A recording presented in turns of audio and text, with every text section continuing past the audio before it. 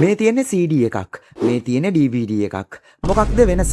CD එකක් කියලා කියන්නේ සාමාන්‍යයෙන් දත්ත සින්දු හෝ කුඩා ගොනු ගබඩා කරන්න හදපු තැටියක්. මෙහි ගබඩා කිරීමේ ධාරිතාව සාමාන්‍යයෙන් මෙගාබයිට් 700ක්. ඒ කියන්නේ ගිගාබයිට් වලින් බැලුවොත් 0.7ක් විතර. ඒ නිසා ගීත ලේඛන සහ කුඩා ගොනු ගබඩා කරන්න තමයි මේවා වැඩිපුර භාවිතා කළේ. එතකොට DVD එකක් කියලා කියන්නේ CD එකට වඩා වැඩි දත්ත ප්‍රමාණයක් ගබඩා කරන්න හදපු තැටියක්. සාමාන්‍යයෙන් සිංගල් ලේයර් DVD එකක ගිගාබයිට් 4.7ක් දක්වා දත්ත ගබඩා කරන්න පුළුවන්. ඒ නිසා චිත්‍රපට මුදුකාංග සහ විශාල ගොනු ගබඩා කරන්න DVD භාවිතා කළා. මේ තියෙන්නේ ෆොටෝ එකක්. මේ තියෙන්නේ ඉමේජ් එකක්. මොකක්ද වෙනස?